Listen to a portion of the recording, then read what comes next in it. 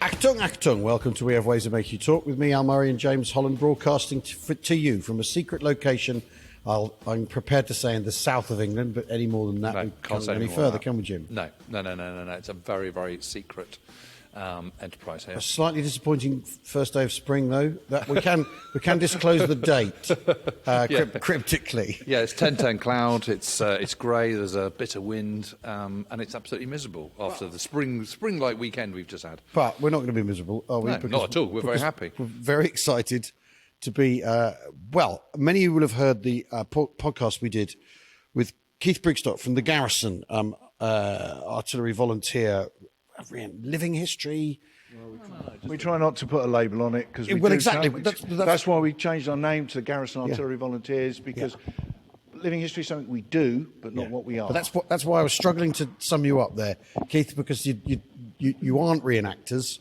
You're a living, breathing drills kit. No, we probably think we're the closest to a TA in old money unit you could be without being in the TA. Right, fantastic. And that's why, if you look back at the history and look at what the volunteers were basically private organisations, funded normally by the Lord of the Manor in some area, given cast-off equipment by the army that didn't need them anymore. They often had their own uniforms, and this was all in the Victorian period, and they were like private clubs.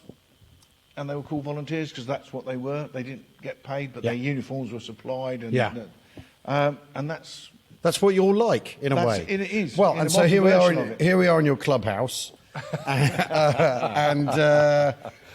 Jim, what's that behind you? Well, it's a beautiful dark green object. It's big. It's got tracks. It looks a little bit like the Sherman from the bottom half, or more like a ram, really. Yes, but on top, it's got the space required for a 25-pounder. It is, of course, a Sexton. Yeah, and that makes us very, very happy and excited, doesn't it? Yeah. So Keith, tell us about this extraordinary.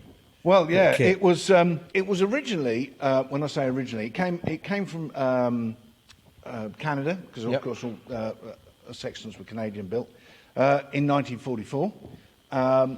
We lost track of it from when it arrived until it went out to Portugal as a gift. We don't know more about that. We're still trying to research that. We've always had a very warm relationship with the Portuguese. They're our oldest allies. They're our oldest ally, yeah. What the expectation they might have to use it on the Spanish? I couldn't possibly comment. Relive the siege of Badalon. Indeed. Yeah, stop. No, I won't go there. And then it came back, and then in the late 70s, it turned up at the School of Artillery. Right. Nobody totally knows how. So no one knows why it went to Portugal. No one knows why it came back. Not yet. We're still working on it. But a lot of them went to quit the Portuguese army. Yeah. But this one didn't seem to go that way. Because they all went en masse. This one went individually and came back individually. And when all of the ones that came back en masse, they all had barrels chopped and all the rest of it. This one came back as a fully working gun, as a gift to the School of Artillery from the Portuguese artillery. So that's all we know at the moment. So it was then, and actually then the army took it to a few shows and stuff around the local area at Larkhill and brought it out. And I've got some actual photographs of it in service, so to speak, with the Royal Artillery in the early 80s. And then they blew the engine up. And then it got parked in the back, because nobody knew how to fix it, in an aerial engine. It was sort of parked up in the back of the hangars, that's all we know. And then from there, it was offered to the Aldershot Military Museum. So then it got sent to the Aldershot Military Museum, obviously towed it, and it got pushed up onto a ramp. They repainted it, cleaned it all up a bit, give it the number that's on there at the moment, which is not the correct number. Yes, I was going to ask about the number, but you've preempted me there. Yeah, so that's not the correct number. They got the picture from a book and painted the number that was in the picture on the book. Right, okay, so that's not like their quartermaster's phone number or something. No, Lily Marlane mobile. Take away in Aldershot. So, Aldershot, 234 007. So anyway, so we and it was left there for quite some time, but it actually belongs to the Royal Artillery Historical Trust, who are a charitable body within the Royal Artillery that holds all their artefacts, such. And then that's then given to a company called RAM, Royal Artillery Museums, who actually then look after it and are going to build us a nice new museum to display stuff into. They have a Sexton that's all immaculate in storage now, but this one, because it was left outside and it was all starting to deteriorate. Why have they got an immaculate Sexton in storage? Why isn't it Because an immaculate Sexton on display? Well, it will be when they have a museum to put it in. They haven't got a museum to put it in. They had one when it was in Woolwich. So they're waiting for the new one to be built, and they're just sorting that out, and it's all looking very promising. But we're just waiting for that to happen. But they were keen to have one that they could have displays outside, running around, actually working. We wanted one to take to events and display, and I've probably talked about the story of 86th Field Regiment when we did the last podcast about how a regiment of 86th Field Regiment, armed with Sexton, going up Club Route on Market Garden, a subject you know well, and how the CO took command of 124th Regiment, which is the battery of 25-pounders who we portray, as well as a battery of 4.5-inch howitzers and a battery of 3.7s, and used them as a collective artillery group to stomp the to defend the perimeter. And, to kick the Germans back out after they broke the line. So and it's a fascinating story. But also we were very lucky that a retired officer who had died, a guy called Burgess, had been a sergeant in 86th Field Regiment just prior to Market Garden, and won the MC for an action using his Sexton as a tank, effectively to go forward with it, because there's two Bren guns, one on either side normally, and a 25, to take out a load of hard positions that were holding the attack up. And he went forward, used his Sexton as a tank, and literally blew all these things apart. Ballsy. It was quite ballsy, because it isn't a tank, and it won't take a defensive hit like No, one. and after all, the fighting compartment's open. If people aren't familiar with the vehicle, you don't batten down the hatches in this thing. That's impossible. It's wide open. Yeah. So, but he got the military medal for it. And when he died, he left a legacy to the Royal Artillery, and we were able to, luckily enough, to be able to put a bid in for some of that money, and that money was allocated to refurb the engine. And without a running engine, you haven't got a project. And so that money is ring-fenced for the engine, and they are going to fund the rebuild of the engine, which is already out and is always being rebuilt.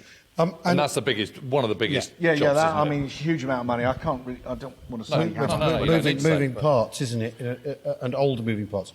And it's an aerial engine, isn't it? It's the thing. So for people who don't know, this is what went into a Sexton, right? Yes.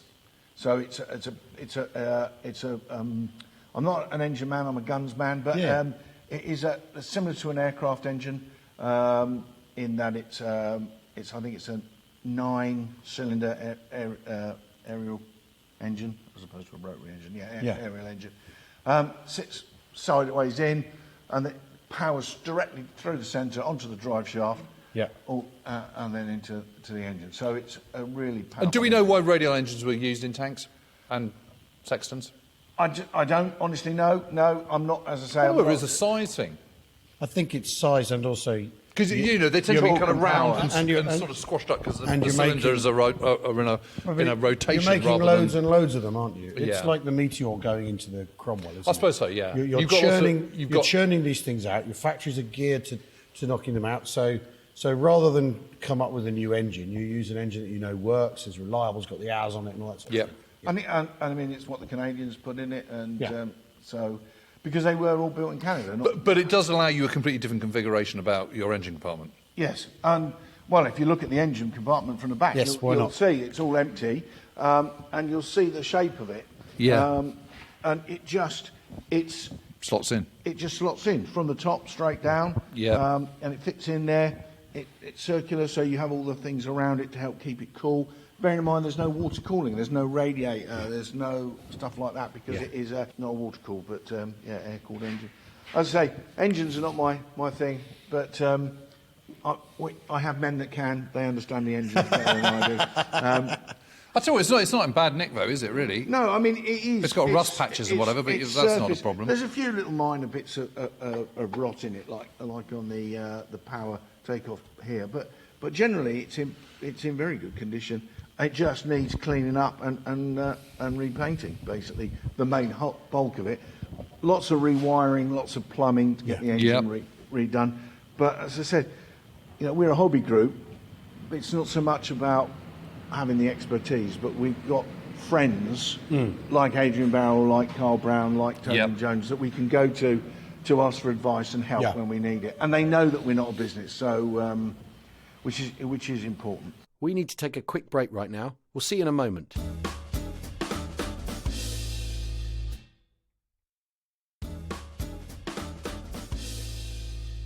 Welcome back to We Have Ways of Making You Talk. Now, when we got here earlier, Keith, we talked briefly about suspension because we were. I mean, when Jim earlier on said, "Oh, it's actually a Ram," that's because when we got here, we said, "Oh, yes, of course, it's Sherman suspension," and you said, "No, have a closer." Blown my cover. Have a closer. I'm sorry, James. I'm just trying to get to the interesting bit. The suspension bears a closer look because the issue with this, because it's a gun platform with a much bigger piece of ordnance on it than a standard and you need Sherman. the stability for when you're laying and firing to get the accuracy for the range you're firing. 25 pounder's got a range of 13,500 yards. If you want to be accurate, your survey's got to be good, and you've got to have good. You don't want the gun Thing bouncing rocking up and down, even when you're stationary every time we fire. So it has to be a bit beefier suspension. And this is something I didn't even know myself until recently. Is that it's hard to describe, but there's four fins on the sponsors here that they look like the same as what are on a Sherman, but they're actually thicker and they stick out further. Whereas the Sherman ones are quite flat against. So they're heavier. There's more weight gone into the suspension, and it's lower the centre. It's lower the centre of gravity. The whole of the gun platform. has got a much stiffer suspension than and it's stiffer as well because the ARV, the Sherman ARV, they had to figure out a way to stiffen the suspension as well because it was used as a crane with a big soft. Because obviously you want a nice soft suspension in a regular tank, don't you? So there's a smooth ride for the crew, and actually, ironically, for laying the gun, because you're laying the gun in a different way, aren't you? Exactly. Once you're stopped, you want to be a steady, flat fire platform. And when they deployed, we saw you deploy the 25 pounders last summer. You pull up with all the kit, and you unpack, and what's the process with a battery of Sextons? What do they do? Well, is it pretty much the same? Yeah, in some ways. They had the capability to be self-sufficient in the vehicle. They've got all underneath the floorboards. They carry all their own ammunition, over 100 rounds of HE and smoke on the vehicle itself. But genuinely, they tried not to use that and tried to use ammunition fire, and that's what this little cupboard here is for. So you see this door on the side here. So it's only about 18 inches square. But the whole idea for that is that you have two out here that would unbox all the ammunition that was dropped off by your ammunition vehicle, and they would be passing the ammunition through that hole, and then the detachment would be then processing. So you'd have an ammunition truck would come up and offload boxes. Yeah. Something like a truck, it'd be like an RL or an OY, Bedford OY. So it would literally drop off hundreds and hundreds of rounds. Stack it all up, and you're lobbing the empties out the other side, right? Yeah, eventually. Because the whole point is you're not on the move when you're firing, right? No, you can't fire it. It's an artillery piece. You've got to be surveyed in, so you can't fire on the move. So, unless you're pretending to be a tank. Well, yes, of course, yeah.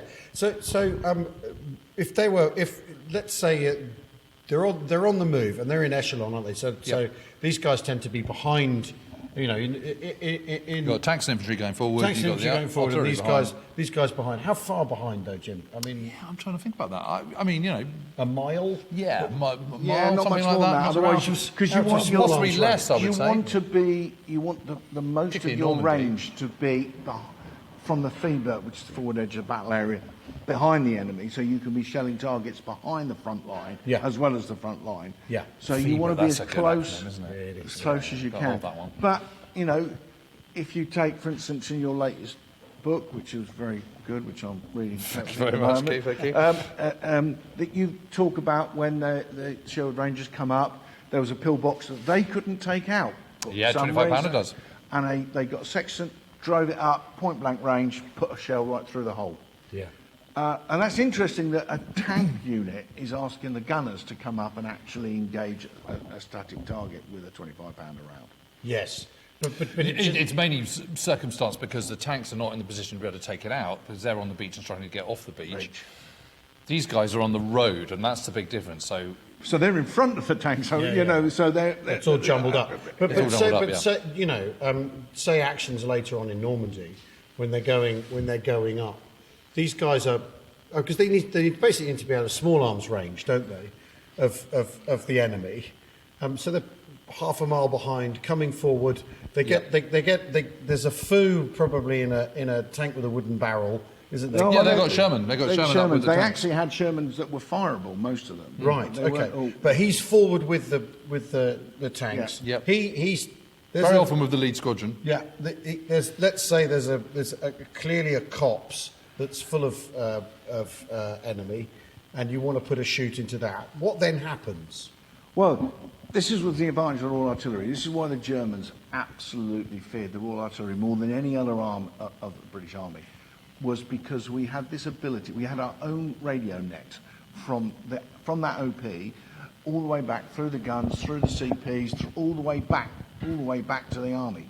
So we could call upon any single OP, if he was allocated the guns, could call upon any amount of guns to engage a target. Right. And you could, 1 minute you could have an OP on the far right of the flank engaging a target, and then the next minute it could be an OP on the far left of the target. All have the range to fire across boundaries, which the Germans couldn't do. And there's someone on the net who's listening to all these OPs, listening to all these forward observation officers, and is he then picking the gunnery, the order of the gunnery? How does this so thing the get gun- priority? Yes, exactly. Who makes the decision about which gun is firing at what? He would be allocated a certain amount, so he'd always have his own troop or own battery on call. But he would also be allocating a number of. So if you were firing an Agra, those Agras would be allocated, and you would know that if they were available, you could call upon them. Right. Or a divisional. So if you're firing a division, so there's 3 field regiments in an infantry division, 2 field regiments in an armoured division. Yeah. And if you were on an OP, most of the time you would, unless it was a Pacific operation, you could call upon them if they were available. Right. And it's how you as an OP come up over the net. So you would come up and say, Uncle Target, which is, I think that's the divisional, or you could call for your own troop target, battery target, all the way up to a core target, and you could, depending on what the target So is. you're bidding for the gunnery, basically. Yes. And you've got gunnery, you know you've got access to, and then On call directly, and then you can sort of upgrade. Yeah. Because I mean, we were talking the other day. We were talking about the Battle of Breville, and there's a on the I think it's on the 12th of June, they put in attack last thing at night, 6 Airborne, because 52nd Division's gunnery is scheduled for a shoot the following morning. They don't have access to it. They've got to use it now. Is that a common thing, or is that? Well, that's a pre-planned attack. So pre-planned attacks would have a whole different Fire thing. plan and They'd everything. have a fire plan that would all be managed, time on target. So they would have lots of, and we still do fire planning now. So it's a skill that's still taught on the So BC what we're schools. talking about here is a system that can do a big organised plan shoot, but also have the flexibility built into it to deal with contingencies. Yes, and they would be, and so if you were doing a massive fire plan, so like on Market Gun, for instance, there is a fire plan. I've got the drawing for the fire plan. There are I think it's like 4 medium regiments and 6 field regiments that are all part of that. Well, do you remember that piece I gave you for Veritable? That's got the fire plan in it, and it's got all the report written. Yeah. You know, that bit of that report is written by the RA. And there would be certain times, so there'd be times on that. So they would say at a certain time this battery will hit that target, at a certain time the battery will hit this target. And the one that's the rolling barrage, shall we say, there's timelines where the rounds will hit that line and then it will move to the next line and the next line, which is what they did on Market. And in fact, in the film The Longest Day, The Bridge Too Far, you watch that 25. They do actually show that process, they do show that process quite well. The fact that they got 30 core badges on, which they wouldn't be wearing, is another matter. A man after my own heart. Thanks, Keith. They were, and they are actually serving gunners. They were when they filmed that. They used the Dutch artillery to film that because they were equipped with 25-pounders then, and they did that. But why they put 30 core badges on them, I just... Well, you're just going to have to live with that, I'm afraid.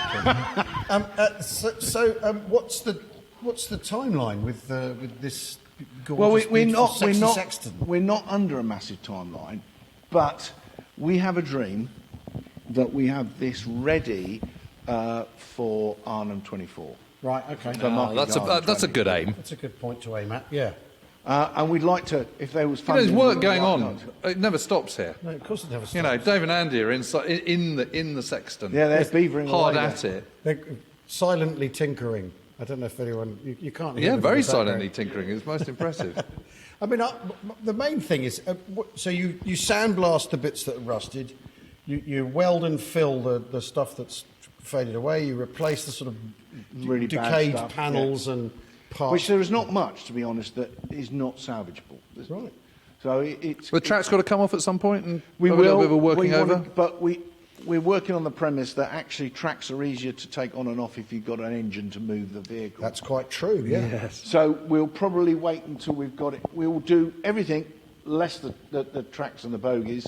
We'll probably clean up the needle gun them the best we can until we got the engine in. Once we've got the engine in, we can then take one track off at a time and then use the other track to move forwards and backwards. Yes. And so you've obviously got an idea of what unit this is going to be. Is this going to be your... 86 Field Regiment. We just...